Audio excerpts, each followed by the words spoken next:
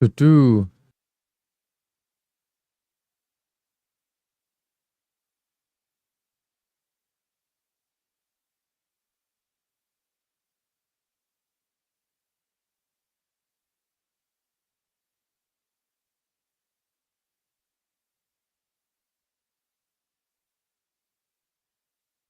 What up? What up?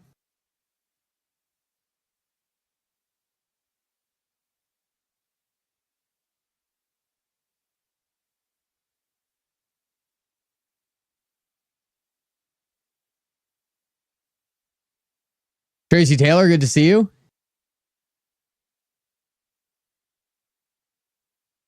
Hope everyone's ready for round 2 here. Let me make sure my audio is all set. Okay, looks like that's coming in all right. Nice, nice, nice. Turn it down maybe a little bit.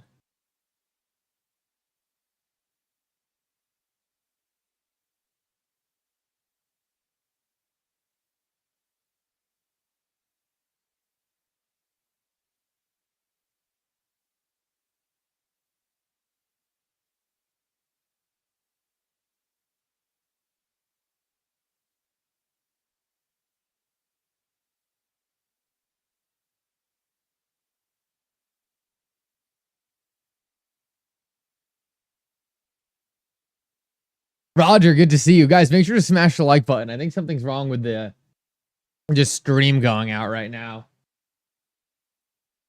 Form C just came out.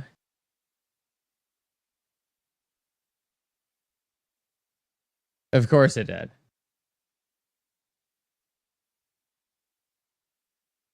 Oh, did Solana just go down too?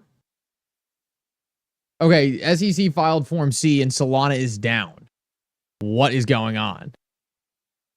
Okay, I got Form C.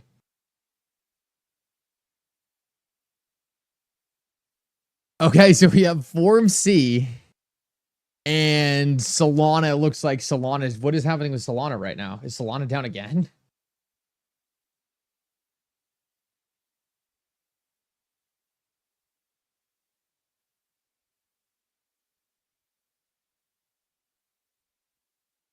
Guys, make sure to smash the like button. Something's up with the stream right now.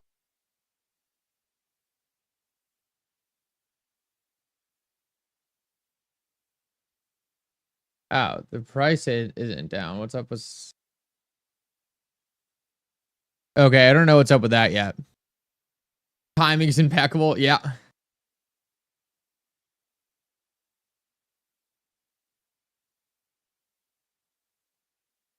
Oh, they backdated the submission.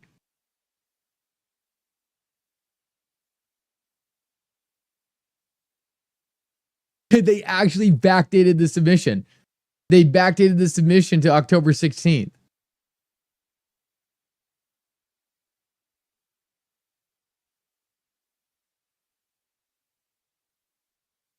Yo, this is insane. Look at this.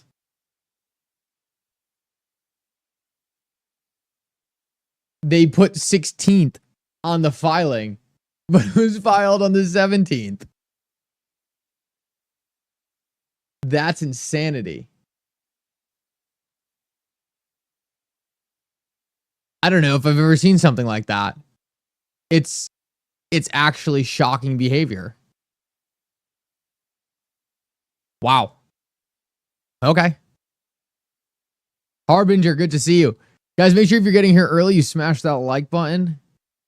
We have 25-ish minutes prior to this thing starting. Looks like we'll have something to talk about in the meantime here. So that appeal is filed.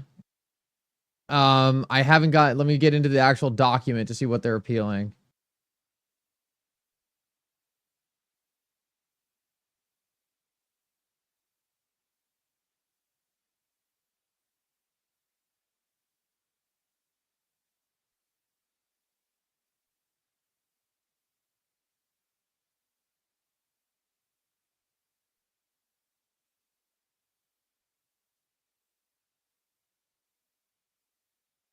Oh my, this thing is deep. How do you even spin this up?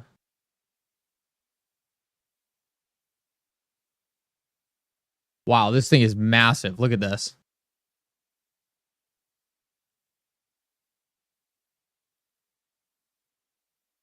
I don't even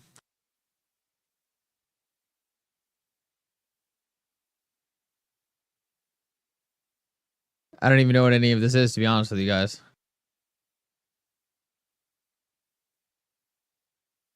It's like the entire Ripple is, oh my god.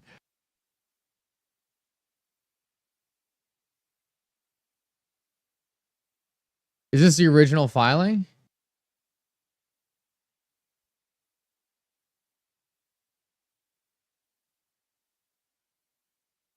Okay, wow, this is huge. Profit into ChatGPT. I'm sure someone's gonna take it. Figure out what this is. Okay, this is the civil law enforcement action. The Securities and Exchange Commission alleged that Brad Garlinghouse, Chris Larson violated the securities by offering and selling crypto asset XRP and violations. In July 23, the issue ordered on the parties cross motions for summary judgment. The court granted the commission's partial summary judgment with respect to Ripple's offers of sales of XRP to institutional investors and granted defendants partial summary judgment in respect to Ripple's offers and sales of XRP on digital asset trading platforms. Chris Larson's aiding and abetting of those offers and sales. Brad Garlinghouse's personal offers and sales XRP. October 17th, the district issued summary judgment. Oh, so this is the entire summary judgment.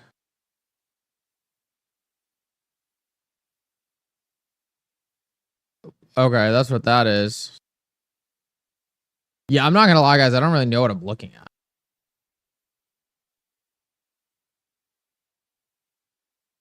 Eight 2024. I'm just gonna wait and see what the lawyers are saying about this.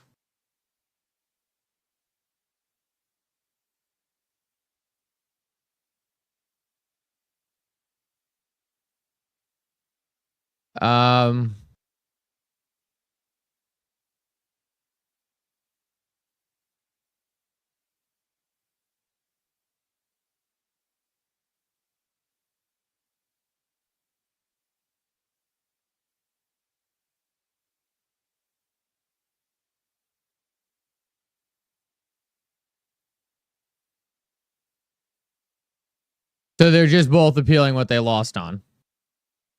I don't know if the SEC's. I would like a more detailed thing because I don't know if the SEC's appealing disgorgement. Guys, make sure to take a quick second, drop a like on the stream. I think YouTube's doing something weird here where no one is being notified of the stream. So yeah, I don't know what's going on YouTube. Oh, there it goes. Now it's picking up. Now it's picking up. Oh, Metal Law Man has a summary. Okay, thank you, Roger. Let me pull that up.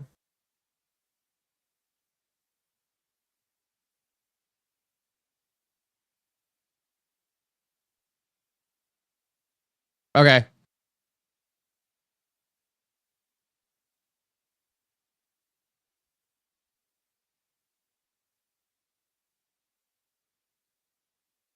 Oh, so they didn't go after disgorgement. Okay. So that's interesting. They're not going after disgorgement. They're going after Ripple's XRP sales through exchanges, Ripple's distribution of XRP to employees, and Brad Garlinghouse and Chris Larson's sales of XRP on exchanges.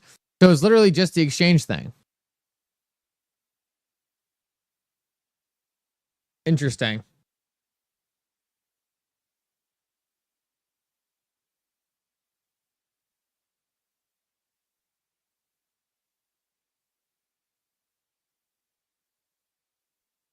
Maybe because they rushed to do it last night, they forgot. Yeah, debate hasn't started yet. Debate is in 20 minutes. We got about 700 people in here, guys. I want to get my live stream to be one of the biggest ones, especially on X. Make sure to drop this a retweet on X if you're watching from there. If you're over on YouTube, just like the stream. Really appreciate everyone doing that. Here it is, though.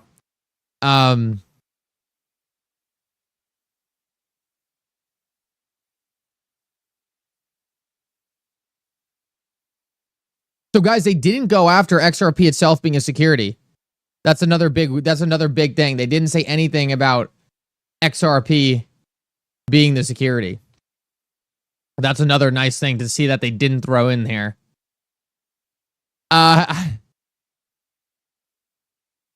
It is backdated. I said in my video earlier today, I don't think there's really much of a chance the judge throws it away.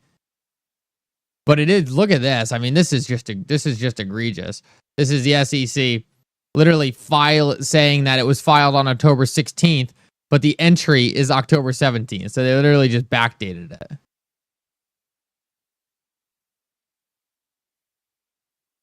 it. That's insane.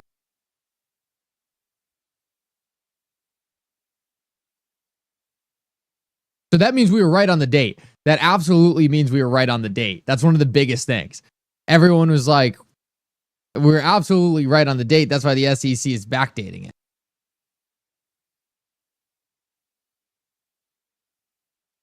No disgorgement, which is a big surprise. Backdating is insane. So the biggest thing is no disgorgement, which is nice because the disgorgement thing was a Supreme Court issue. So I think this lowers the chance this goes to the Supreme Court because the disgorgement's not on it. The SEC didn't bring up XRP being a security, so it looks like they're eating it on that. And then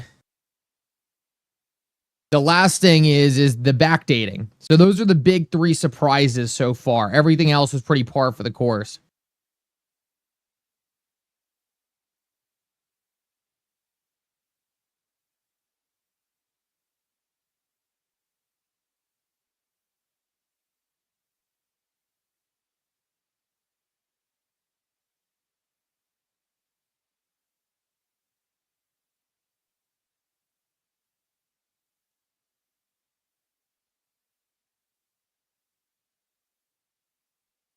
Secondary sales, pretty much. It's XRP sold on like Coinbase.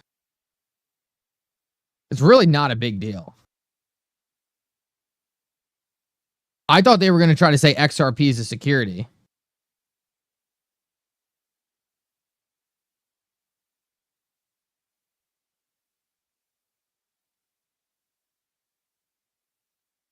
That's the really big win here.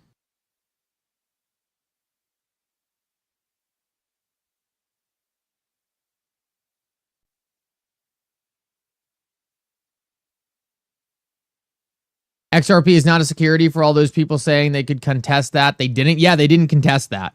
They absolutely did not contest that. So that's a really good sign. It shows that they're really giving up on that issue. Guys, we're up at 700 people on X. That would just be a shame if we lapped Rector. Rector was going for a bit before me. It would just be a shame if we just passed him.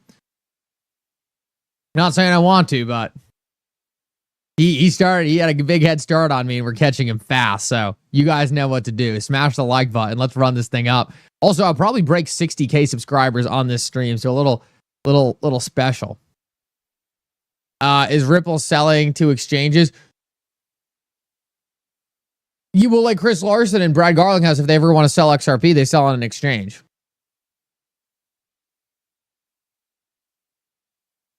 I backdate my bills, Pokajam. That's hilarious.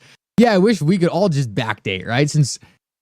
So that's embarrassing. But I just don't know if embarrassing is going to be enough where like there's actually any implication here.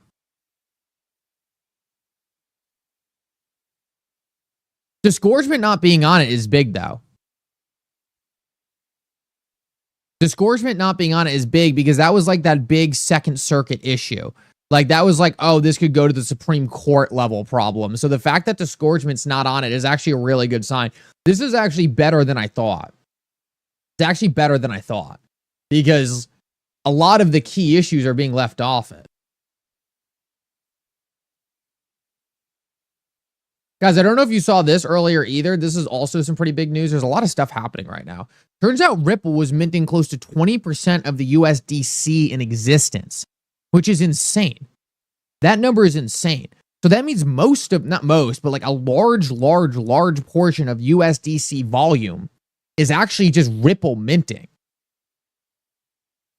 Is Ripple still selling to exchanges? Yes, I think Ripple still sells XRP on exchanges.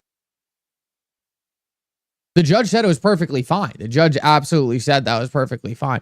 That's a good question, though, Roger. Is Ripple still selling on exchanges? Maybe not. I have to look into that. I think actually the answer is no, Roger. That's actually a great point. I actually don't know if Ripple still is selling on exchanges. I mean, ODL runs through exchanges. That's a tough question. I'll have to look more into that, Roger, but I appreciate you bringing that up. That's a great question. Guys, debate is in 13 minutes. Make sure to go drop a like on the stream prior to this debate. I think we're pretty close to catching for the biggest John Deaton debate live stream. Got 100 new people on X. If you're on X, you know what to do. Drop the retweet. I want to get this thing cooking prior to the debate.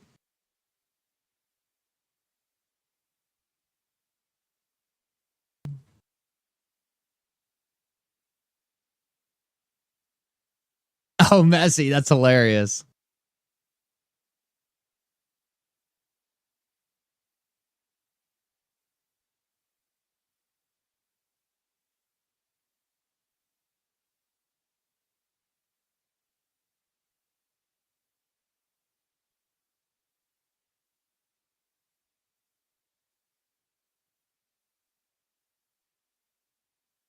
So all the people saying it was due last night or due tomorrow are wrong here.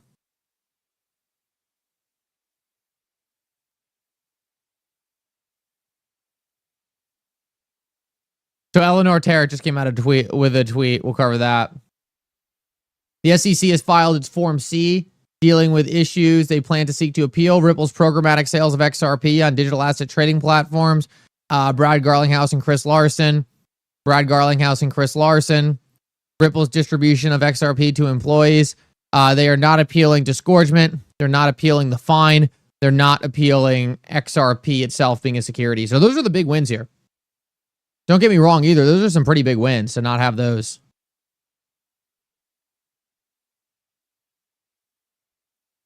YouTube's not letting you send super chats and become a member. Something is weird with YouTube. I feel like I'm going to wake up and my YouTube account's going to be gone. There's something whack going on with my YouTube channel right now. Like normally on YouTube, like there's no members here. Like no one got informed that I went live here. I don't know why that's the case, but no one got the notification that I went live. I don't know why. Like YouTube clearly is doing something here. Normally on YouTube at this time, we would have like 400, 500 people in here. So YouTube is definitely messing with something. And especially if they're not letting people like do member stuff. Something whack is going on. I don't know why.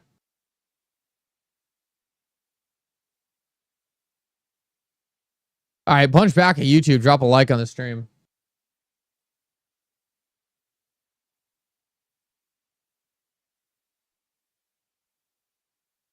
Yeah, I don't know what is up with that. So weird.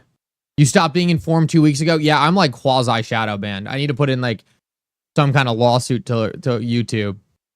Like that's what they do. They just do everything they can to like not give channels like mine attention. It's insane. It's absolutely insane. That's why I put up like 10,000 viewers when I live stream on X and like none on YouTube, because like YouTube literally makes it so none of my viewers can see I'm going live.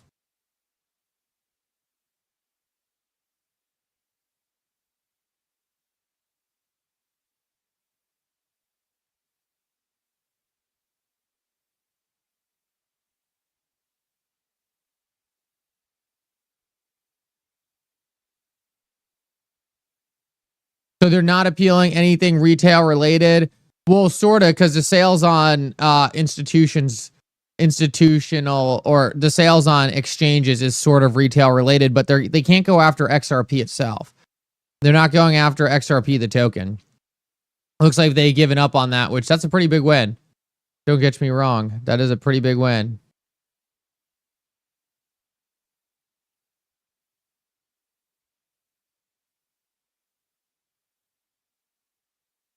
Okay, so Metal Law Man thinks this is So, okay, so this is what Metal Law Man tweeted out. Apparently, this is still probable. I mean, not probable, possible. Take a look at this. Metal Law Man just tweeted out, it's weird. The SEC's Form C is dated October 16th, but the court filing is October 17th. That literally is him pointing out that the SEC missed the appeal, which is shockingly bad. And he says we should find out soon whether the Second Circuit concludes that the SEC has missed the deadline. So, I mean, that's Metal Law Man speculating that there's a chance that the SEC missed this deadline, and there could be repercussions for that. We've got to see what that ends up turning into.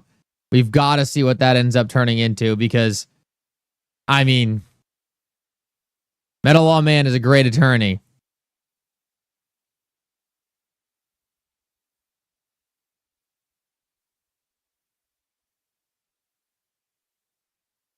The SEC was late, and there could be repercussions for that. We'll see what the SEC says. The SEC was clearly late.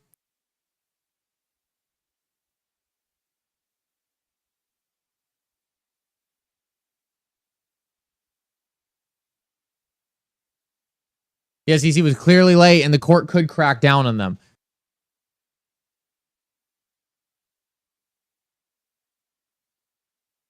Guys, also, if you don't mind, just make sure you smash that like button on YouTube. Like, none of the normal people are here because I feel like no one got alerted. I should send out a post. There's like so many people who are normally here who aren't in the chat. And it's just because YouTube is trying to destroy us. So make sure you smash the like button. I'm going to see if I can push a manual alert.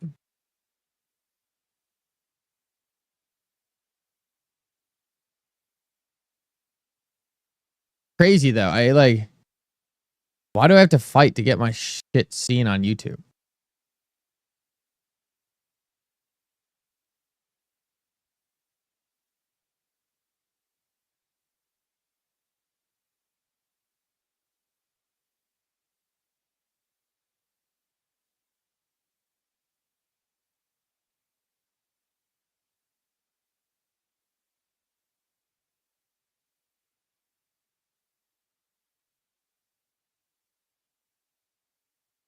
Silver Days, good to see you.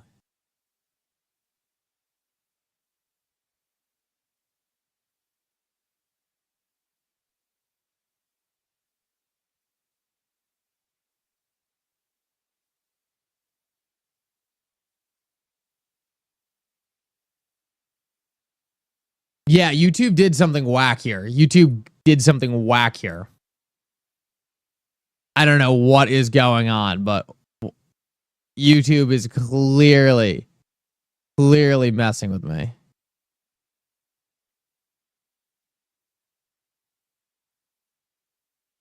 It seems like there is actually some kind of ability for this to get dropped.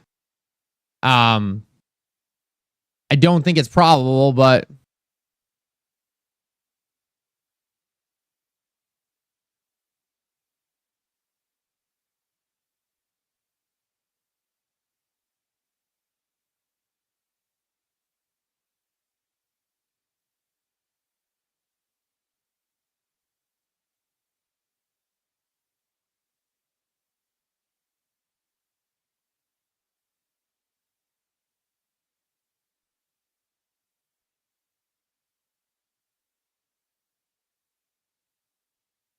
let me get this live stream ready.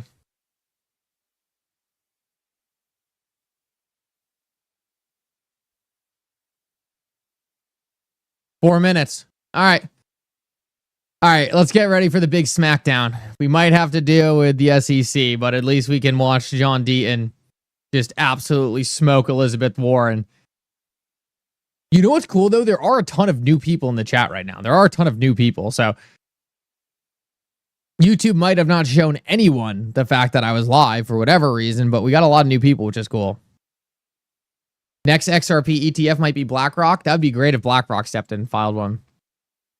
I mean, the SEC has now essentially given up on XRP being a security. And it's even funnier that the SEC actually got caught backdating their form. So I don't know what that means. Oh, thank you so much for becoming a member. Thank you, thank you, thank you. I really appreciate that. Did we pass Rector? Oh, Rector's still beating me on X. Guys, I need you to help me beat Rector. He's got 1.1. I've got 1,000. I know we can take him down on X. I know we can take him down. It's going to be the great flippening. It's going to be the great flippening. Take a second, retweet on X, like the stream. We'll pass him. No doubt about it. You guys are the best. 3 minutes till the debate.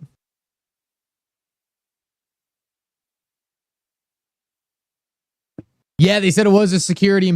Well, we don't know, Roger, if they're actually saying that in the case. Roger. Bitnomial said that that's what they said to them. So it's not the SEC. Bitnomial sued the SEC. So we don't know if the SEC has actually tried to make that argument in court. Bitnomial saying, look, this is insane. Like, why are we going back to this idea that XRP is a security? This is what the SEC was saying on the back end. So we don't actually know if they're going to try to make that case. Guys, before this debate starts, exit out of the live chat, hit the like button, jump back in.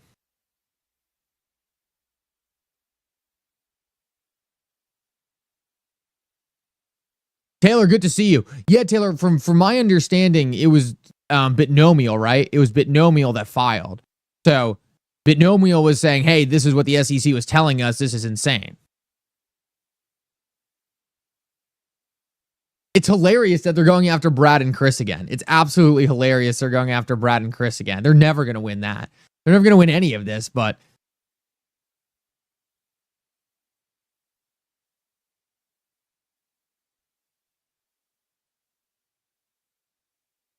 And Taylor, I don't know if you definitely saw the backdating, but the backdating is very interesting. Is like, we're going to have to see what the Second Circuit thinks about that, because, I mean, they're caught red-handed on the backdating, which is a tough start to the case. I mean, literally just lying. Like, at least just file it late. Like, at least just, like, have the filing come in late. Like, don't backdate it.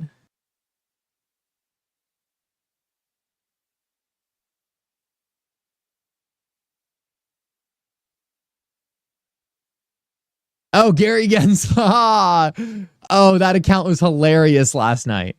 That account was hilarious last night. Unless they filed it yesterday. No, they did. Hey, Taylor, did you not see this? Let me see if I can pull this up in the next. Yeah, this is from Meta Law Man, Taylor. I'm not sure if you saw this. It says on Court Listener. It says on Court Listener 17th. But the SEC actually has it dated down here at 16th. So it got filed on Court Listener on the 17th. It's pending on the document on the entry as the 17th, but the SEC filed the date as the 16th.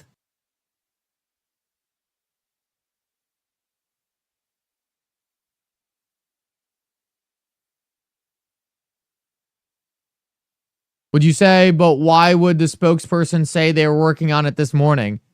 They kind of admitted that it wasn't done yet. They admitted that it wasn't done yet and then said that it was filed yesterday when it was filed today. Like, what is this? No, Meta Law Man specifically called that. Okay, debate starting. Let me cue this up.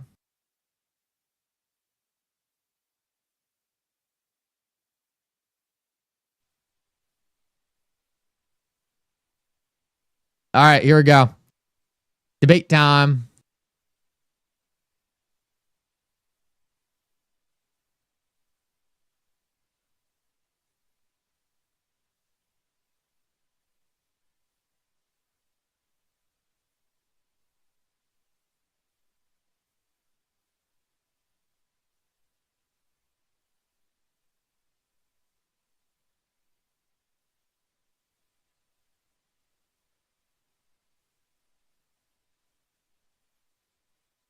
Can you guys...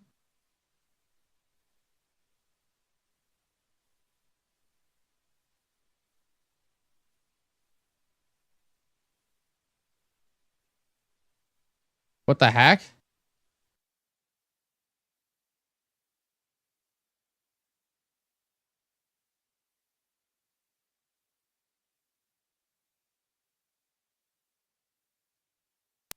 Yeah, guys, this isn't... This is a live stream issue. This live stream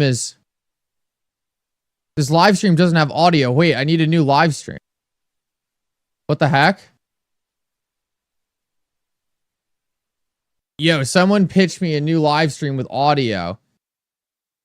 They're saying no live stream in the actual chat too. The live stream's broken on that stream. Yo, does anyone have a different stream? I need a new stream. There's no sound on the actual thing. They're literally saying that on the YouTube thing. No sound. Yeah, they're literally not broadcasting sound. Yeah, no sound. Does anyone else? No sound on Zach's either? Okay. Does he have sound? Wait, they're literally streaming this with no sound. No, it's not. It's the actual debate live stream. There's no sound. What are they doing?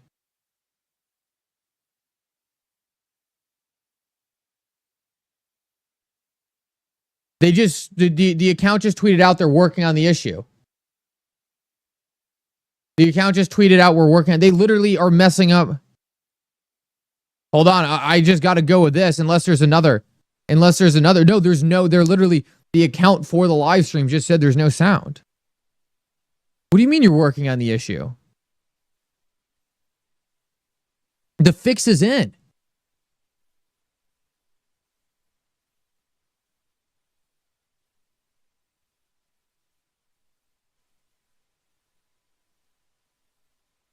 Dude, this other one's not working either. There's no sound. None of the streams have a sound. What is happening? Yo, what?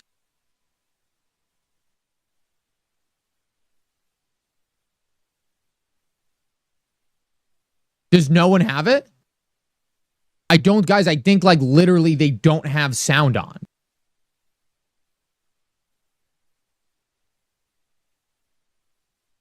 I have 2 streams going and there's no sound coming from either.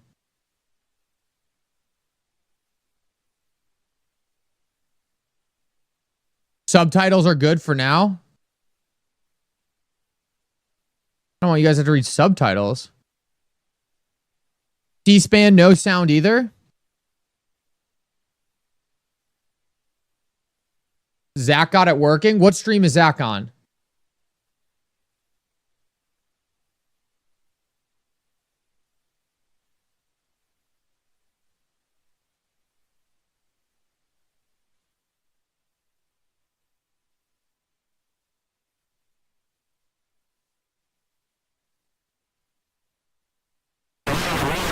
President Bill Clinton.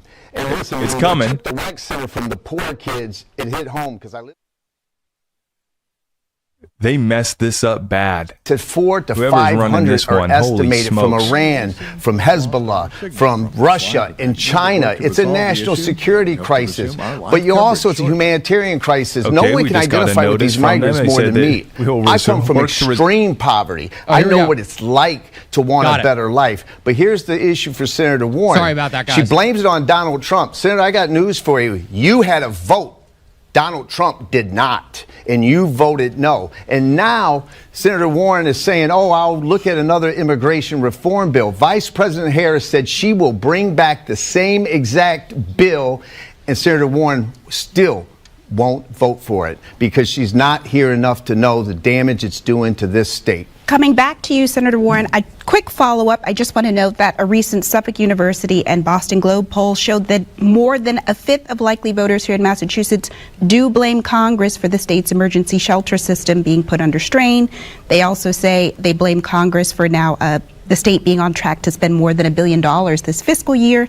I understand that the bill was a sinking ship, but if it had come down to your vote, would you have been for or against it? That's the point. It didn't come down to my vote. Because here's the deal. The Republicans sunk the comprehensive immigration reform back in 2013. The bill that was led by Marco Rubio, Republican, I voted for that bill, and we got enough people together to do comprehensive immigration reform. And what happened? It went over to the House, and extremist Republicans said, no, we want to keep this as an election issue. It's exactly what Donald Trump did in 2016, 2018, 2020, 2022, and 2024. Yes, we need comprehensive immigration reform, but we need to negotiate a bill that actually gives that to us and that doesn't let extremist Republicans continue to block actually making change in this area. Look, Mr. Deaton wants to talk about drug cartels. He wants to talk about Iran terrorists.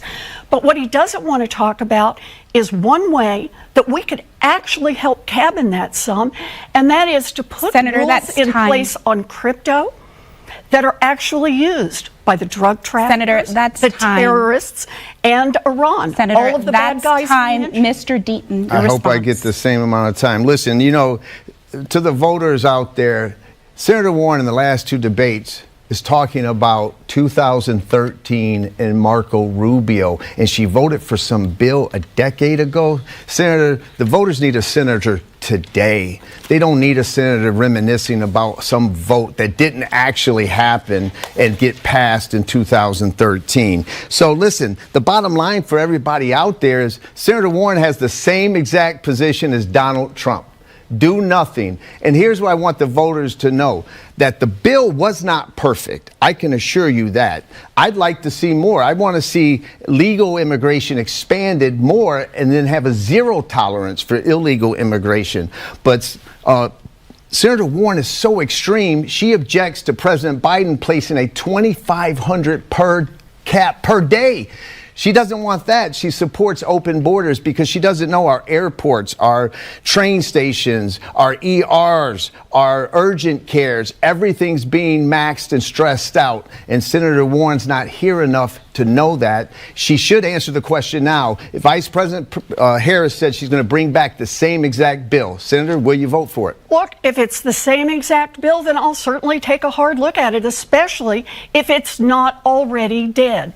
But understand this, when a bill is already dead, part of what you do when you vote is you're signaling where you want to go on the negotiations. I made clear in every speech I gave, in every time I talked about this, that it is not enough to do half of it. We also need, if we're going to do this, to do it right, we need full reimbursement for what the states are spending, and we need to make sure we have a pathway to citizenship. If you're going to negotiate for that, then you got to be in there willing to negotiate. Senator Warren, that's time. Mr. Deaton, we have a lot to get to. No, I know, but let me just add. We're going to move along. We have a lot to get to. We do have to, forgive me, Mr. Deaton, the next question heads to you.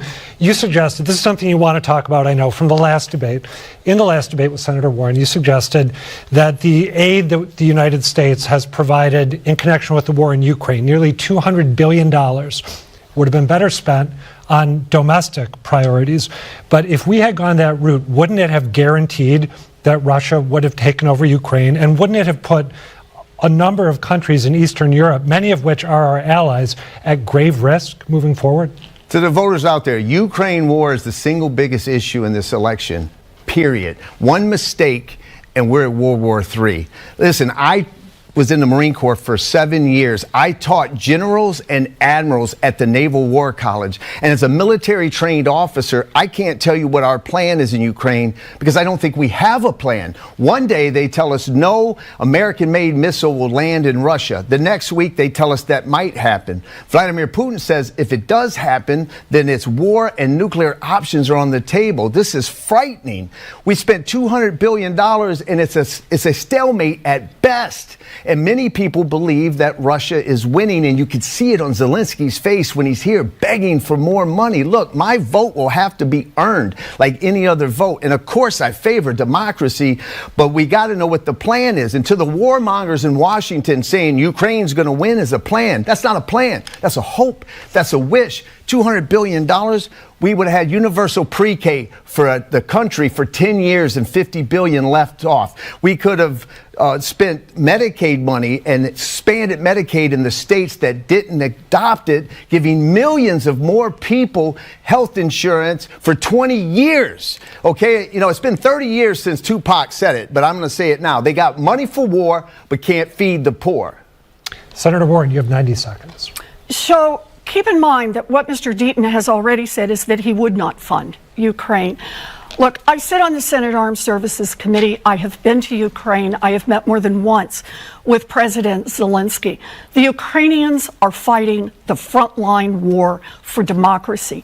Anyone who thinks that we can turn just our backs on Ukraine and that Vladimir Putin won't take the whole country, and after he takes that country, take another and another and another, is just kidding themselves. I want to give real credit here actually to Joe Biden, because he's somebody who pulled together all of the nations of Europe to say we are going to support Ukraine, because we understand that if Putin takes Ukraine, he's coming for Poland, he's coming for Estonia, he is coming for the other nations in Europe. We are a partner for Ukraine as they fight for democracy. And I think that's powerfully important.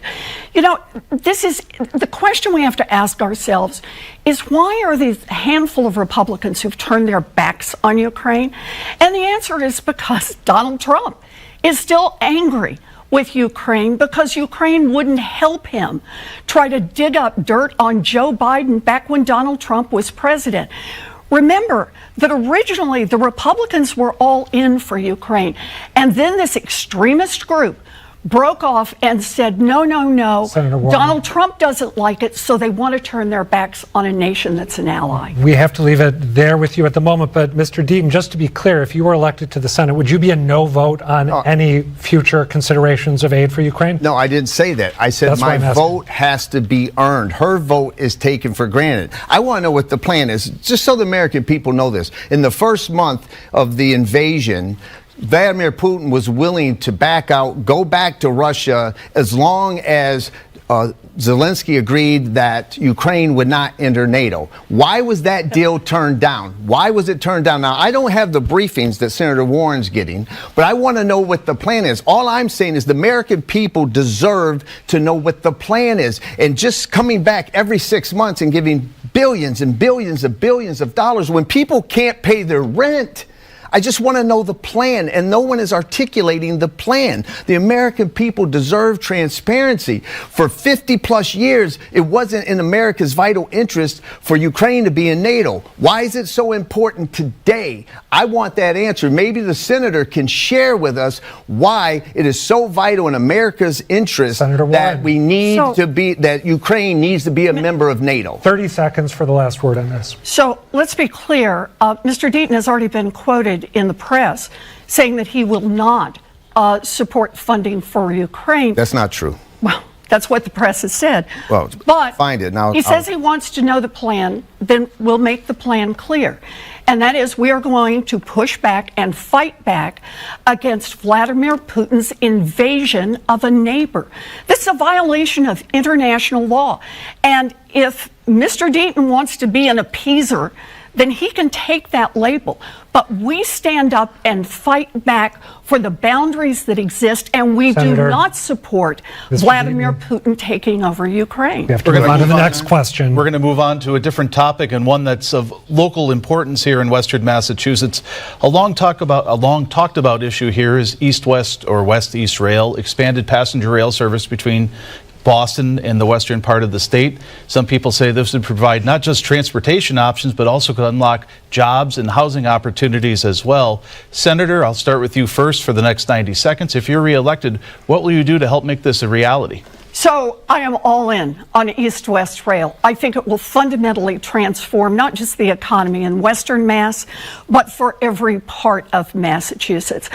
Look, I'll tell you what it's going to take to get it done. I work with Richie Neal on this, and we are now laying the foundation for this. We've been working on this for years. But here's the problem. Republicans have blocked doing a really big infrastructure bill. And the kind of money we're going to need for East-West Rail to get it right and make it work is going to take a significant investment. Remember when Donald Trump was president, how Infrastructure Week was the punchline to a joke on late night television? And that was because you couldn't get the Republicans to come along and actually build up the kind of infrastructure we need. We've had underinvestment in infrastructure for years. Finally, in the 2 years that that Joe Biden was president and Democrats had control of both the House and the Senate, we got the biggest infrastructure package in history actually passed through. And that means we have started the money for building out the plans for East-West Rail. I know that Richie Neal is committed to this. I am committed to this. We know the governor is committed to this. We're going to get the money together, and we will get this done. Mr. Deaton, you have 90 seconds to respond. To the voter, during this debate and last debate, every time Elizabeth Warren speaks in her sentence, there's three things. There's a verb, there's a noun, and then there's Trump in it. And you're going to see that repeatedly. But on this specific issue, obviously, I believe this is very critical for Western Mass. And this is what it could do for the entire state, right? We have such a housing problem in Massachusetts. In Greater Boston, it's $980,000 for the median home price. If you go statewide, it's $650,000. That's $200,000 more than the national average. So people are being priced out of the economy. In this state, we are now the second most expensive state to live in for working families. And I see incorporating Western Mass is a way to alleviate that. So yes, obviously it's going to come down to funding, but Senator Warren and I certainly can agree that we need to invest in Western Mass. Also, alternative energy, it's screaming here in Western Mass to be a part of the alternative energy, renewable energies, wind, solar, even a very small limited nuclear here in Western Mass. We could get hydro from Canada, maybe even go over the Berkshires and get it here. And that would create jobs and it would help the economy. So I'm all for it. We've got to do it. It would alleviate all kinds of issues, not just for Western Mass, but for the entire state. Senator, you have 1 minute. So I am glad to hear Mr. Deaton endorse East-West Rail. In fact, I want to hear everybody in Massachusetts endorse East-West Rail. And that's why I'm in the fight alongside Richie Neal to make sure we get all of our colleagues in Washington to sign off on this so we can actually get the funding for it. And part of the way we get that funding is when Democrats can stay in the majority in the Senate and in the House in order to get this done. But I want to hit something else that Mr. Deaton raised, and that is housing prices. Absolutely right. Housing prices are out of control. We've been sitting around for 40 years talking about how housing prices keep going up and up and up, and it has truly reached crisis proportions. It is time for the federal government to make an investment and to partner up. And that's why I have mayors all around Western Mass, including in Pittsfield, saying, I want to be part of that. The Warren plan is a plan to build more housing and bring down costs. Mr. Deaton's plan is to say, let the private market fix it, like it's fixed it for the last 40 years. Mr. Deaton, you have the final 30 seconds on this one. Yeah, listen, the fundamental difference between Senator Warren and I is she believes that the government is the solution to all problems of society. And she believes that every issue, I'm surprised she didn't say, oh, we're going to fund it by tax the wealthy, because every single thing she says, climate change, housing, education, every issue is tax the wealthy, right? And she didn't say that, and I'm curious, but listen, the bottom line is the government is the problem most of the time. Builders are taking 2 years just to get building permits. We got to cut the red tape Mr. Deaton, and tax credits for those builders. Thank you. We're going to move on to the issue of public trust. And Mr. Deaton, this is for you. Because you haven't held elected office, we don't know much of your record. What we do know comes mostly from your book and the stories that you've shared publicly. One of them is regarding an incident involving one of your siblings where you misled law enforcement knowing that you wouldn't be called to testify against her as a Marine Corps prosecutor living in a different state.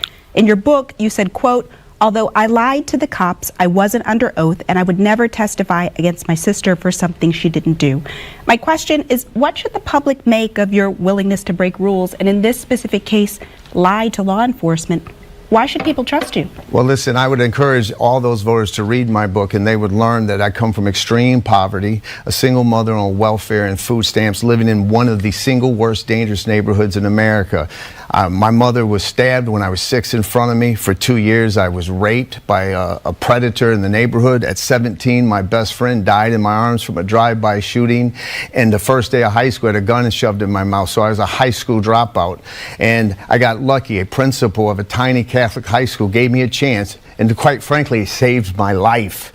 And he made me earn it, and I worked my way through high school and then at college and then law school here in Boston. And the Marine Corps chose me over all the other law schools to represent the Commonwealth.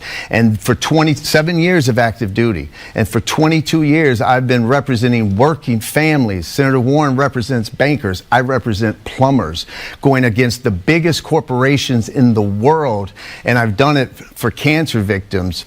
I am a small business owner. I am a proud father of 3 daughters, and I am the American dream. And when you look at the Senate, you don't see someone like that. You don't see someone who's overcome poverty, someone who knows what the daily struggles of everyday people are. I do, and I think it's time we send someone like that to the Senate. My sister was OD'd twice. She was flatlined twice. I had a decision. Do I save my sister's life? And I chose that decision to save her life. And my sister texted me that I saved her life. "Tina, how are you? I know you're watching." She texted me, "John, I'm proud of you. You did a good job in the first debate. I'm the American dream. I know what it's like to struggle, and I will work for everyone that's watching this right now. I will dedicate my life to make your life better." That's time. Senator Warren, you have 90 seconds.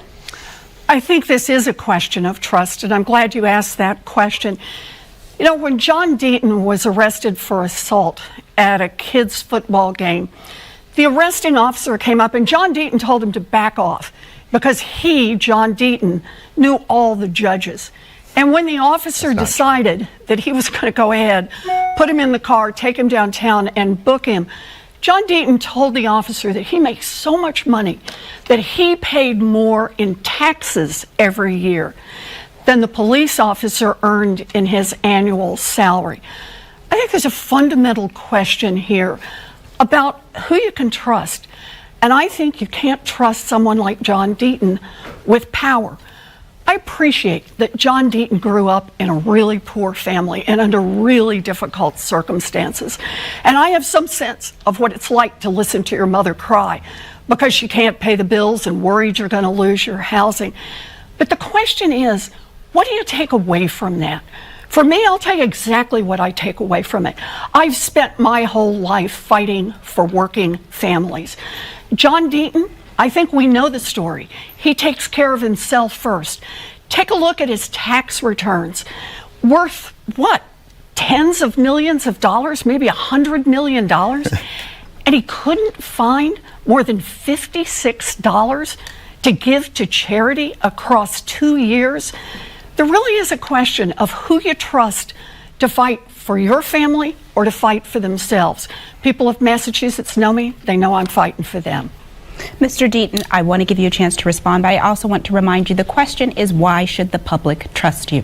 The public should trust me. The same thing Vice President Harris said last night when she was interviewed, her life experience and my life experience. Listen, I'm an open book.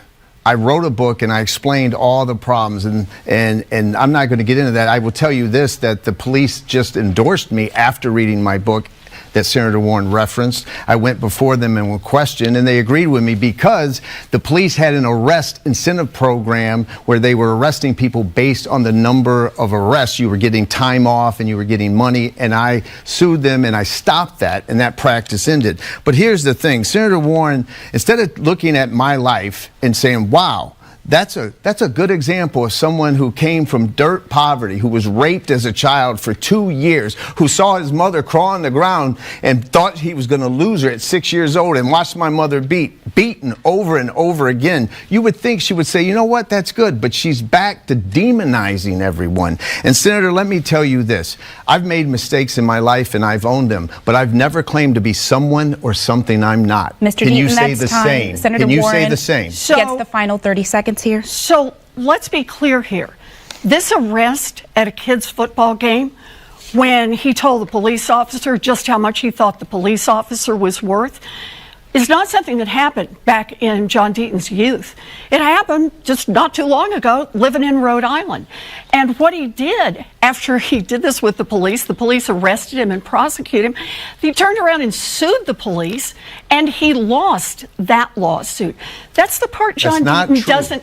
That's the part John Deaton does not want you to see.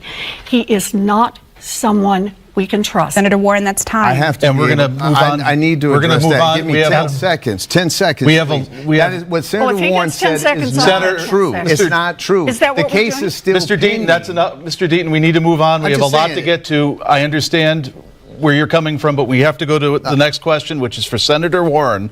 During an earlier debate this week, your challenger said that you were partially responsible for 2 hospitals, Kearney Hospital and Neshoba Valley Medical Center, closing. 2 questions. How do you respond to these accusations, and what role did you play in trying to keep these medical facilities open specifically? So understand why these hospitals closed. They closed because private equity came in and sucked $1 billion in value out of these, what originally had been not-for-profit hospitals.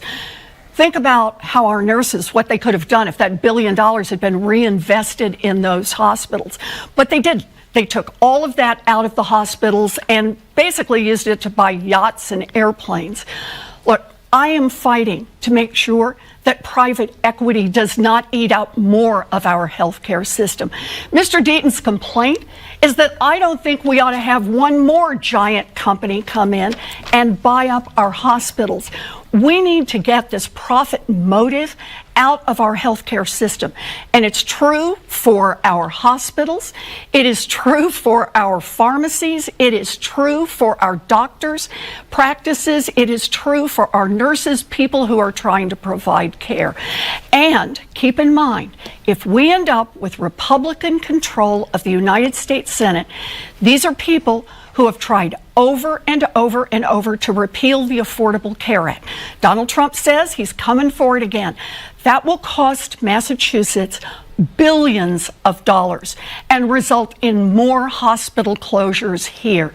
We need to support our healthcare system, not tear it apart the way Mr. Deaton and the extremist Republicans want to do. Mr. Deaton, you have 90 seconds. I'd like to ask you, what could or should the senator have done in this instance to keep these 2 hospitals open? The first thing she should have done is stayed out of it, because listen, there was a deal on the table. United Healthcare was going to buy the hospitals. She objected to it immediately, just to object, and we lost Kearney and we lost Neshoba. Now pregnant women in central Massachusetts have to go 40 minutes to drive to give a birth because she wanted to fit her brand of going against companies. Just like when Amazon was going to buy iRobot, Senator Warren objected to it and said, I object, and hundreds of people lost jobs. She talks about trust.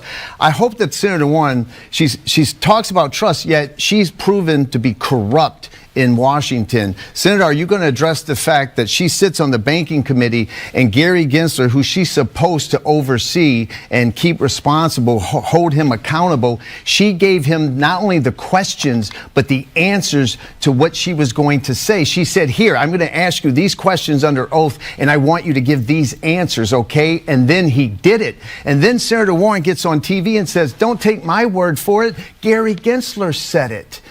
When she's the one that told him. That is corruption to its core. And Senator Warren's guilty. I prosecuted as a federal prosecutor under 18 U.S.C. 1622 suborning perjury cases. And I could convict Senator Warren like that on this. And I hope she addresses that, because, Senator, you were a law professor, and I'm going to ask you, when you give the student the exam and the answers and then give that student an A, would that professor get fired? Your minute, Senator. So let's start with healthcare, where this question started. You're not going to deal with Gary Gensler? Let's start with healthcare, where this started. Exactly. And that is that twice now, my opponent has alleged that United Health had offered to buy the hospitals. Those are not the facts. They offered to buy up the doctor's practice. The hospitals were out there loose and on their own. Go back and check the facts. But here's the deal. Listen to what he says each time. What is the solution to the fact that our hospitals have been hollowed out by private equity? Bring in the 9th largest corporation in the world to just buy them up and squeeze more profits out of healthcare here in Massachusetts. What is the answer to every problem for Mr. Deaton? And that is bring in more people who can squeeze out more profits. He wants to talk about corruption. Let's use the 80, 90, 100 rule. 80% of Mr. Deaton's wealth is tied up in crypto. 90% of his funding for this campaign is coming from crypto. Senator, that's and time. 100% Senator, of his that's loyalty time. in Washington Mr. Deaton, you will have 30 be seconds to crypto. respond. That is corruption. Senator, thank you. It's just Mr. starting Deaton. out. Yeah, listen, you notice that she didn't even mention, I called her corrupt, and she wouldn't even address it. She won't address it. She won't address the Epstein stuff either. She just wants to kick it under the carpet and pretend that it didn't happen. Senator, I can tell you this. I come from extreme poverty. I made all my money that I've made. I made it before I went to Washington. What people are sick of are people like you going to Washington, D.C. broke and then coming back 10 years later and being multi-millionaires. And so I don't think you should ever condemn anyone in the private sector who came from poverty and food stamps to make it be successful. And when you say I didn't donate, Senator, I sued the SEC. I won a Lawyer of the Year award, Mr. Deaton, Consumer Advocate of the Year, Mr. Freedom Deaton, of thank Defender Award, because I Mr. did all Deaton, that thank work you very pro much. bono. We need to That's move called on. pro bono work. Wait. Something you didn't. Senator, He Mr. did Deaton, we need work to move for on. Crypto? Are you kidding for me token that holders, counts as a small-time charitable contribution? investors that you abandoned, Senator Warren, Mr. Deaton, we need to move along here. Staying on the issue of health care, Mr. Deaton, this goes to you. You have said you are the pro-choice candidate in this race, and you told our GBH colleague Katie Lannon in a recent interview that putting a bill on the floor that codifies Roe v. Wade would be a top priority for you if you were elected. You have also said, though, that you don't support late-term abortions, and that is part of the ongoing debate about what a federal abortions rights bill should and should not include, along with questions about fetal viability and religious objections for healthcare workers who don't want to be involved in abortions. Can you please describe what specific provisions you would include in a federal bill to codify Roe v. Wade that your Republican colleagues would vote for? Well, I can't tell you whether the Republican Party colleagues would vote for it, but I can tell you what John Deaton would do, something that Elizabeth Warren hasn't done. She talks about it, but she doesn't do it. And what I would do is I'd look to Massachusetts. Massachusetts actually got this right, which gives a woman a right up to 22 weeks to have unrestricted access to abortion. After that period of time, she's not allowed unless it's for her health reasons or there's a fetal anomaly. And we're talking about the viability issue around that time. And so that's what I support. But listen, there are 6 people who are responsible for the overturning of Roe. Donald Trump, Brett Kavanaugh, Amy Coney Barrett, Neil Gorsuch, Harry Reid, and Senator Elizabeth Warren. And right now I'm going to have my campaign staff, I want you to post the 2013 media advisory by Elizabeth Warren where she bragged that she was going to push Harry Reid to get rid of the filibuster, even though they were told that Republicans would then use it for the Supreme Court. So you understand, everyone out there, that her fingerprints are all over this Roe decision. The Supreme Court would not look the way it does today if Senator Warren would have honored the fact that in the Senate, it takes hard work. The filibuster rule was in place for over 100 years, and it required compromise. But Senator Warren wanted to say, nope, I got 51. And by the way, she says she's going to codify Roe. You have 51 votes now in the Senate, Senator, so I would encourage you to do it. I'll help you write it if you want me to. Mr. Deaton, that's time. Senator Warren, your response. So this comes down to a question of trust. Can you really trust John Deaton? When he was asked who would he vote for Supreme Court, you know who he named? Gorsuch, one of the people who turned over Roe versus Wade, who vetoed Roe versus Wade, who got rid of Roe versus Wade. And what did we know about Neil Gorsuch at the time the vote came up? Well, we knew that as a lower court judge, he'd done the Hobby Lobby opinion, which had restricted access to contraception. We knew that he had come from a list that had been pre-screened as people who would be anti-abortion. And we knew that 50 groups that support access to abortion had opposed Neil Gorsuch. And yet, John Deaton says, if I'd had that information, I would have voted for him. And now John Deaton gives us the big defense of the filibuster that keeps us from making Roe versus Wade law of the land. That's the problem. We can't pass it with 52 votes because the Republicans filibuster us. So here's the deal. If Republicans are in control of the Senate, there will be no bill to make Roe versus Wade law of the land. It doesn't matter whether we have 50 votes for it or 51 or 52. With Republican control of the Senate, we will have no bill to codify Roe versus Wade.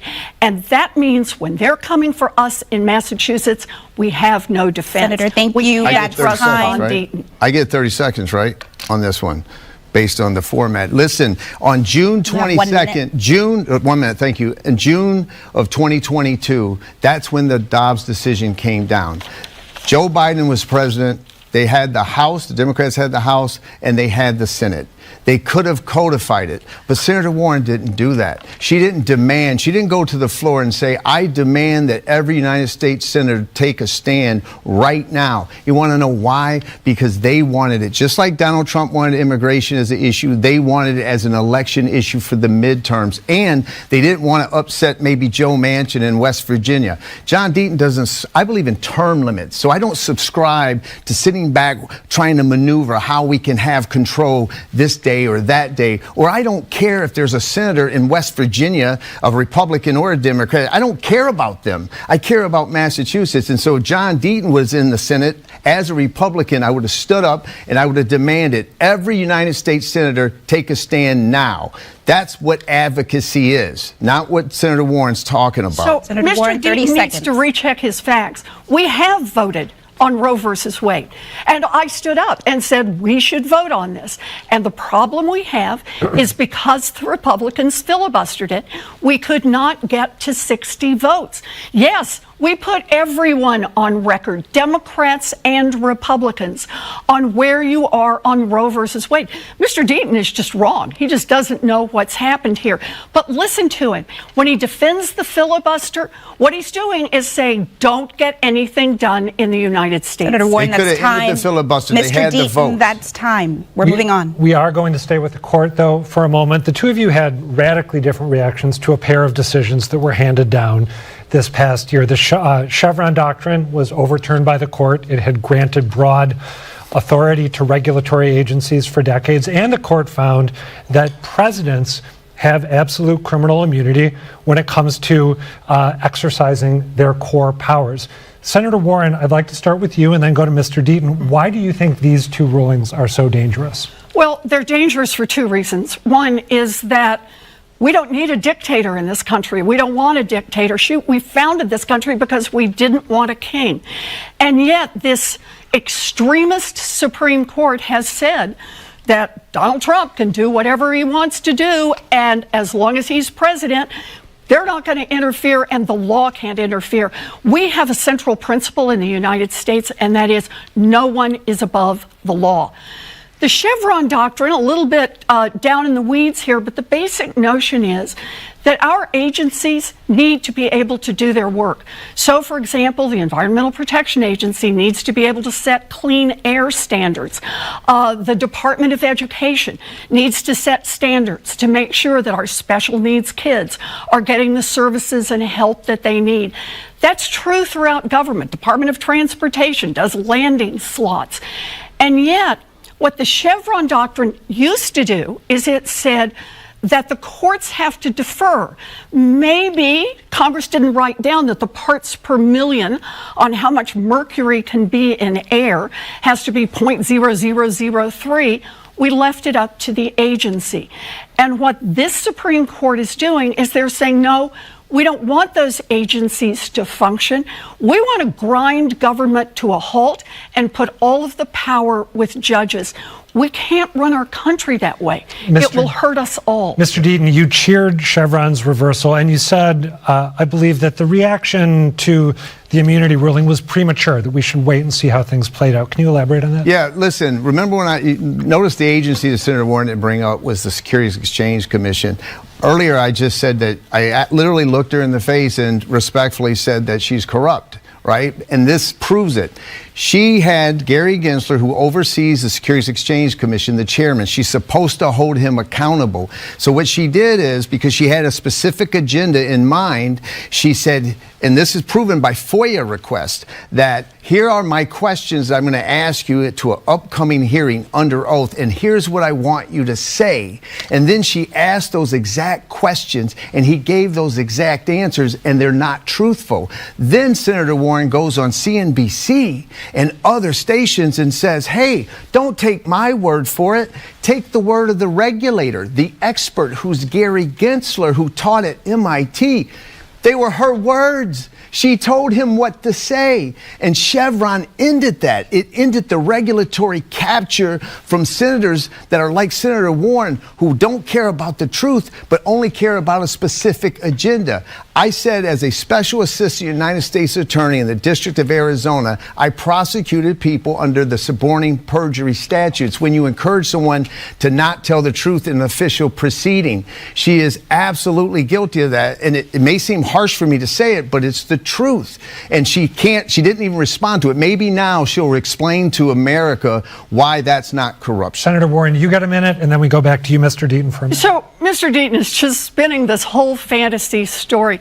Look, my responsibility is oversight, and I want to make sure that we cover the issues that we need to cover. Nobody said anything that was untruthful, and Mr. Deaton has no evidence of that. But understand this, there's a reason that Mr. Deaton is very, very, very focused on the SEC. And the reason for that is the only agency that seems to have a little wedge on regulating crypto and has held these crypto multi-billionaires accountable when they go out and make wild claims about investments and how it's a great investment to buy crypto. Gary Gensler has been pushing back on that. We need regulations covering crypto.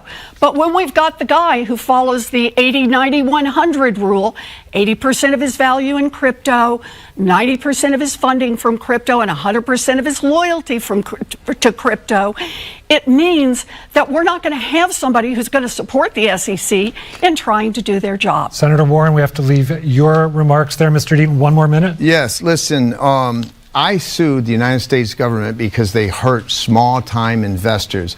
And you want to know, it went viral. 75,000 individual token holders, not billionaires, people that have $5,000 invested, okay, $2,000 invested. They joined me. 627 of them here live in Massachusetts. And we sued the SEC, and I said that XRP token was legal. The SEC said it wasn't. And Judge Annalisa Torres, who was appointed by Barack Obama, agreed with me, cited my work, cited the affidavits that I submitted to the court, and ruled in my favor and said Deaton is right, basically, and it gave relief to these individual token holders. Now, she keeps talking about crypto billionaires. Senator Vice President Harris was just donated over 1 million XRP tokens by a crypto billionaire that supports me. So I'm going to ask you, what do the crypto people expect from Vice President Harris that they don't expect from me? That's what I'd like. That is time. May I answer that? He asked me a question. Very, very quickly, 15 seconds, and then 15 seconds to Mr. Deaton, and we're done. I think it's a problem when any candidate receives 90% of the funding from their campaign from one industry, whether it's the crypto industry, the oil industry, the pharmaceutical industry. So far as I know, Mr. Deaton is now the all-time champion for having gotten the most funding from one. 15 seconds, now we really have to move on. Is absolutely lying. A super PAC. Senator Warren, I have $2 million. $105 is the average donation. I put $1 million of my own money in this race. She's talking about crypto billionaires or somebody who did a fund that's about her. She wanted to ban an industry, and so they have to move on from this. We could go on for a while. Adam I have another question. Has the next question I have another question on a different topic. Thank you, Adam. I have another question for both of you, and this is part of our Connecting the Commonwealth initiative. XRP and this again. question Wow. comes from our sister station CAI on the Cape and Islands. Massachusetts recently committed to New England's largest ever purchase of offshore wind power. At the same time, fishing groups and local communities have raised some concerns about impacts to our oceans and our coastlines. You'll both get an opportunity in this, Mr. Deaton. I'm going to start with you for 90 seconds. Two-part question. Where do you stand on the push to create an offshore wind economy, which has received significant federal funding over the last 4 years? And would you support the pause on offshore wind development demanded by opponents? Yes, listen, this is a problem where people rush without actually thinking about how to do something. This comes down to where Senator Warren's wrong. She thinks the government is the answer to every solution, when I believe the government is usually the problem. And here's an example. They've created so many regulations that commercial fishermen here in Massachusetts have basically been bankrupt and put out of business. They literally, the Chevron decision that was talked about earlier dealt with a fisherman because the government, people like Senator Warren said, hey, we're going to send someone on your boat and they're going to count how many fish you catch and you're going to have to pay for it out of your own earnings even though you're trying to support your family. That's insanity. And that's not how you approach things. And so we have to have renewable energy, in my opinion, has to be focused in the right areas. For example, I brought up Western Mass. I believe Western Mass is the prime place where we could establish renewable energy and revitalize this economy in the state. And that includes wind, that includes solar, that includes hydro, and like I said, it includes a limited amount of nuclear. And so I do support a pause at this point in time because it's just like when the government said, here's $7.5 billion to build EV charging stations. After 3 years, they didn't have one online, and they've only got 7 right now, and it's $7.5 billion. In the meantime, Tesla, in 1 quarter, built 359 of them. So, of course, the private sector's better. Senator, you have 90 seconds. So we need to listen to our fishermen. We also need to listen to our native nations about who are affected by offshore wind and offshore wind development. I think it's important that people be compensated. I think it's important that they be fully consulted. But I do not support leaning back on offshore wind. We are in a climate crisis, and offshore wind is one of the ways we're going to work our way out of that. Go down to New Bedford, go out to the Cape and see the development that's coming from this. Look, this is a big difference between Democrats and Republicans. We don't have somebody here who says he's a climate denier, but he just doesn't want any of the things it's going to take to move us to a clean energy economy. I am very proud of the fact that I helped pass the biggest climate package in the history of the world, and it was paid for by my 15% minimum tax on billionaire corporations that were paying little or nothing, corporations like Amazon. And that has resulted already, you can see it out here in Western Mass, 25 new electric school buses already that we have here. The resilience that we're building right now. This is a part of how we build a clean future. And understand this, I'm proud of what we've done, but it isn't nearly enough. We need to double down on our investments in climate again and again. Mr. Deaton, you have 1 minute to rebut.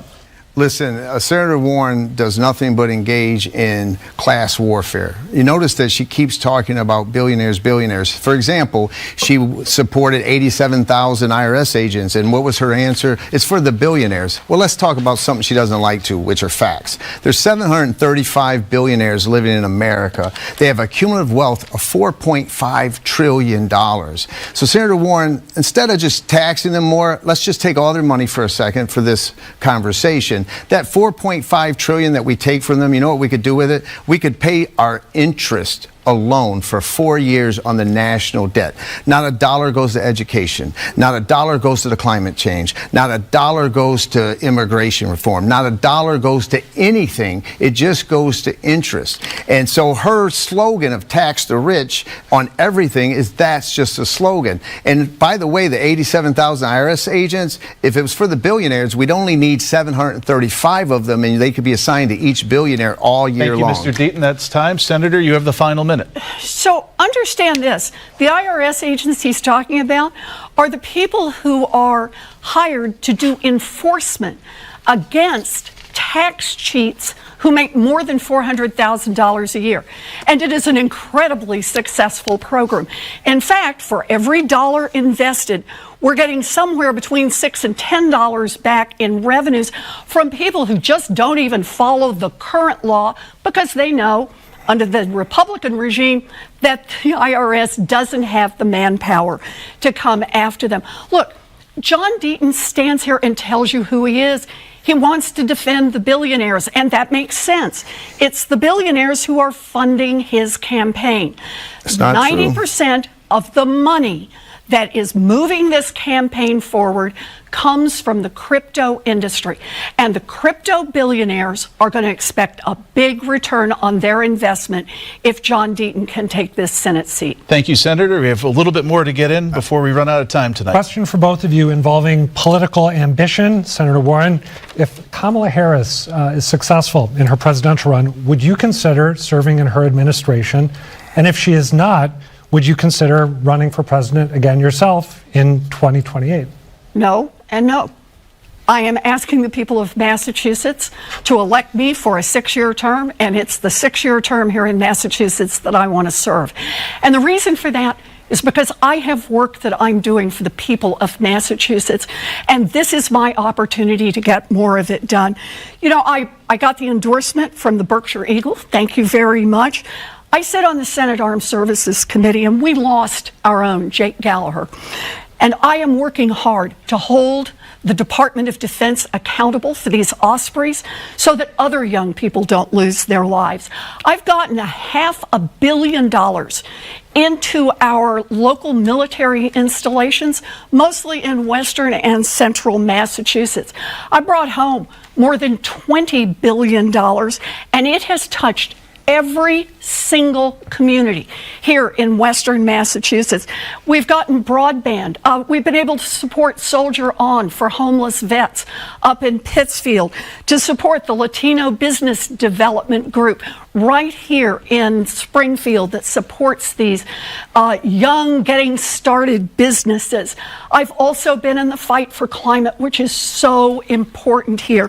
You know, I stood in Deerfield in the mud and the muck watching the latest flooding, and I hope everyone's sitting down because I actually work now with Ted Senator Cruz Warren, I'm afraid to I get have the to rules changed so stop that you right well, let me there. at least explain so that No, I'm afraid I got to move on to so Mr. that Deaton. FEMA People can read about actually offer disaster your collaboration with relief for these Senator folks. Cruz. John Deaton, you have never held elected office before. Why are you starting off with a run for U.S. Senate as opposed to, say, running for a job in the state legislature or even the Bolton Select Board? Because we're in crisis. We have illegal immigration bankrupting the state. We have an opioid addiction killing Americans. We have a debt crisis. The government's going over a cliff. No one's talking about it. And we have inflation that's pricing Americans out of the economy. But the single greatest crisis we face is a crisis of leadership. You have people like Senator Warren, so divisive, they sit back and they fuel the division amongst us, and that has to change. You know, Senator Warren was asked a question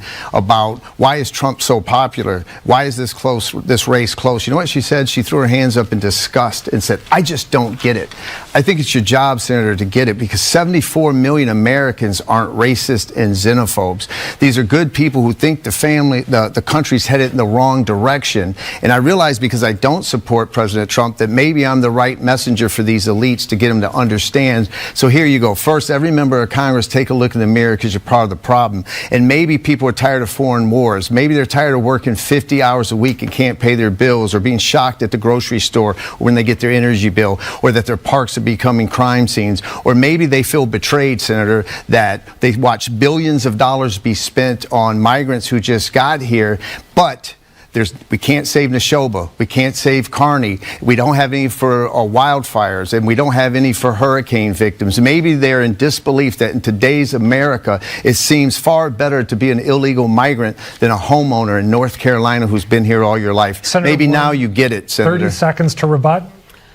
Look, you just heard John Deaton say he doesn't support Trump. And yet, less than a year ago, when he still lived in Rhode Island, he actually posted online that he would vote for Donald Trump over Joe Biden. He has said that he likes Donald Trump's foreign policy better than he likes Joe Biden's. He has I'll drop out the race You'll have today. 30 seconds in a moment, John. Can I have my time? Please. We're claiming my time here. He has said that he likes Donald Trump's foreign policy better than he likes Joe Biden's. He has said that he likes Donald Trump's economic policy better than he likes Joe Biden's.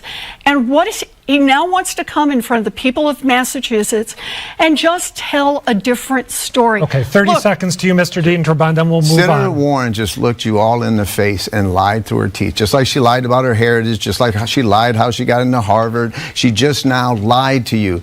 I have been the biggest critic of Donald Trump than anyone. Go on my X account and search in Trump. It was published in the Boston Herald of all the things I've said, like you might be the worst human being alive and all of these things. Yet Senator Warren looks you in the face and just makes bold-faced lies. That's why I'm running, to answer your question, to replace people like Senator Warren who don't have a commitment to the truth. Okay, let's leave that exchange there. We are near the end of the debate, and we're going to shift up the format a little bit, increase the pace, do a lightning round. I'd love quick answers from each of you on the same questions. Starting with you, Senator Warren, other than Springfield, what is your favorite spot in Western Massachusetts? Jacob's Pillow. John Deaton? Pittsfield, because I think of my clients that I've represented that worked at the GE plant in Pittsfield that had mesothelioma, and I took on General Electric and got victims compensated. Pittsfield. Okay, and I'm going to stay with you for a second. Sure. Name a political role model who is currently in office. Currently in office? Currently in office. I like Amy Klobuchar, for example, because she's a moderate. By the way, Senator from Minnesota. Yeah, okay. I think she's a moderate. Senator Warren, political role model currently in office. You know, I give a lot of credit to President Zelensky, who has been on the front lines for 3 years. Give him a lot of money, too. No crosstalk is allowed in this. President Zelensky is your selection. That's Thank right. you, Someone Senator who's on Warren. the front lines fighting for democracy. Ballot question 4 in Massachusetts would legalize the use of some psychedelics. Senator Warren, do you support question 4? Yes, but I want to say it's going to take a period to get into it, and we got to get the right regulations in place to make sure people are safe. John Deaton, how about you? That last question, I'd go with Nayib Bukele from El Salvador instead of Zelensky. But as relates to this, no, I'd vote no, because we got to deal with our opiate problem with the fentanyl that's coming across this country, and they're pushing it too far, too fast. And so I'm a no on it. You're a no on psychedelics. Except for medical purposes by a doctor. All right, both of you, like me, are transplants from elsewhere. What is one thing you really didn't appreciate about Massachusetts until you lived here? John Deaton, you first. That I didn't appreciate? That you did not fully appreciate until you actually lived here. The seafood. The seafood. Because I worked at Legal Seafood for 3 years. Senator Warren. Oh, how beautiful the trees are in the fall. I grew up in a part of the world that doesn't have a lot of trees. And Massachusetts, especially out in the Berkshires, is truly magical. All right, I think final question for both of you. Senator Warren, what kind of candy are you going to be giving out for Halloween? Mounds and some Almond Joy, if we can find it. Sometimes it's hard to find. All right, John Deaton? Reese Cups, unless I eat them all. I was wrong. We have 30 seconds left, so I'll throw one more at you. If you don't win this race, what's your consolation meal going to be, John Deaton? Probably chicken nuggets with my daughter Layla. This campaign has taken me away from her. Hi, honey. Okay, Senator Warren, your consolation dinner? It's probably going to be something at Frank's with French fries on the side. It's a great place in Cambridge. Try it out. There it is. You can tell my mind is on food. It's getting late. That is going to close our debate. We want to thank the candidates, Senator Elizabeth Warren and John Deaton, for participating in this NEPM and GBH News debate. And thanks as well to our audience. Election Day is November 5th. Make sure you vote. Good night. All right. There we are. Well, I mean, I think that was a pretty obvious, clear win for Deaton again. I thought he did really good at the end there, especially just wrapping up a lot of his points. I think he summarized them really well. We also passed Rector, which is awesome. 300 votes. He had about a half an hour head start on me, so love to see that. Yeah, that panel was definitely leaning towards Warren a lot more, but I still think they were like pretty fair in comparison to what I was expecting. So I think John executed really well. The Zelensky part at the end was insane. To say your favorite politician is Zelensky is like probably one of the most out of touch things you can say. I mean, it's Ukrainian dictator, but that was bizarre. I don't know why she would ever say that. That was probably her worst moment. I think the toughest moment for Deaton was on that football story thing. I think he could have done a little better there, but it was early in the debate, so I'm sure that's not going to make a huge difference here.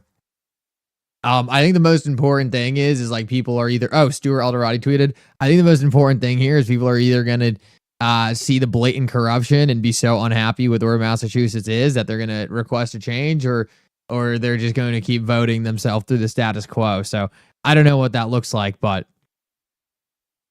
I think based off that performance, John Deaton has done everything he needs to do to beat her. You could also tell she was much more prepared. For that second debate. I think she definitely had to go back and try to find some dirt on Deaton, because the first debate she was really, really far behind on a lot of that stuff. She didn't know Deaton very well, and she kind of got smoked on all those issues. I think she definitely went back to the drawing board there and tried to find something she could use. Stuart Alderati just tweeted as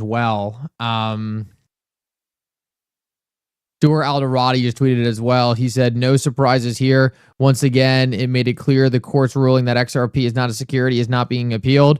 The decision stands in law. Stay tuned for Ripple's Form C, should be filed next week. Okay, cool. So Stuart Alderati is confirming that that XRP is not a security. That was not appealed by the SEC. So that's a pretty big win here. I was a little worried the SEC would try to rehash that.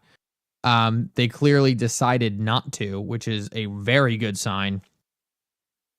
So it really just makes it down to what Ripple's activities are. So, I mean, when it comes to XRP holders, I mean, we're out of the case. We're literally out of the case. XRP is not a security. And the one thing kind of standing here is just on what Ripple does with XRP. That's where the SEC is choosing to put their resources in. I don't think that's as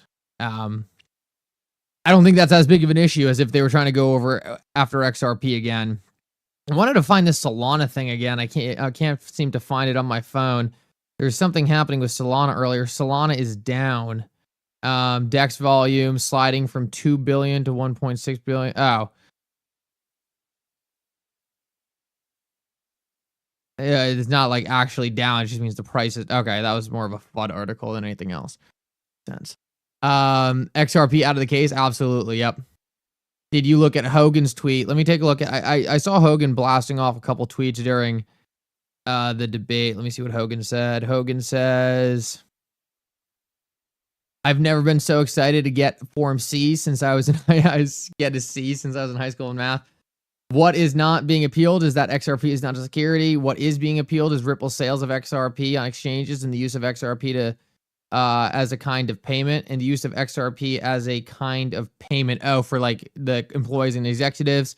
What does de novo mean? It means that the appellant court is ruling on a per issue of law and doesn't have to defer to the trial court on the law issues. What? Okay. So they're okay. I'm not sure if I know entirely what that means. What does de novo mean? It means that the appellant court is ruling on a per issue of law and doesn't have to defer to the trial court on the law issue. So I think that just means this entire thing is summary judgment, which is definitely good. That means we don't have to worry about this thing going to like any kind of trial. What I like, the appeal is about money. The injunction could change if Ripple was to lose, but only indirectly, as to order compliance. Not entirely sure if I know what that means, but it sounds like mostly the SEC is just trying to get more money, and it's a lot less worried about actually changing any behavior. He said, oh yeah, I also like that the SEC is not appealing the ruling that the SEC isn't entitled to disgorgement. I'm shocked the SEC didn't appeal that. That seems like a mistake to them. Who knows? Maybe they'll file a new thing tomorrow saying that we are appealing that. Other than that, the whole thing sucks. It's a bad appeal. So Jeremy Hogan doesn't seem to think this is a very good appeal. Let me take a look real quick and see if he's saying anything else.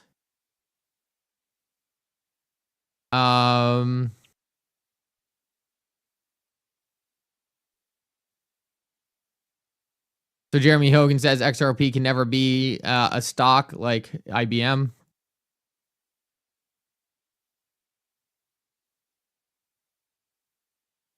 Jeremy Hogan says that it's good for XRP. It could have been a lot worse. Jeremy Hogan said the SEC might get away with the late filing.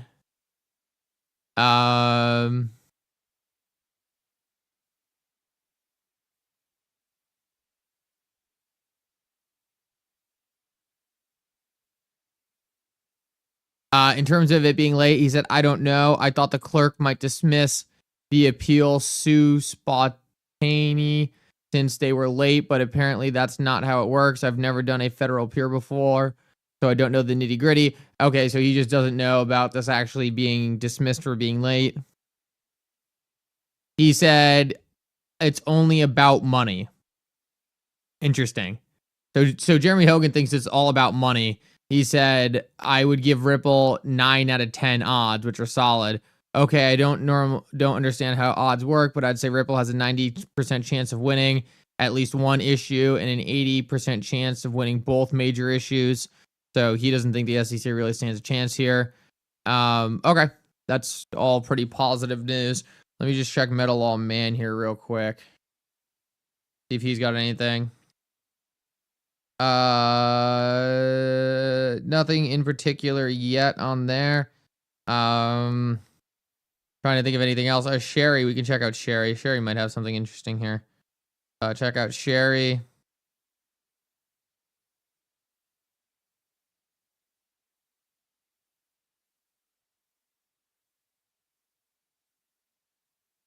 Sherry says the court would decide on it being dismissed, but she said don't bank on it.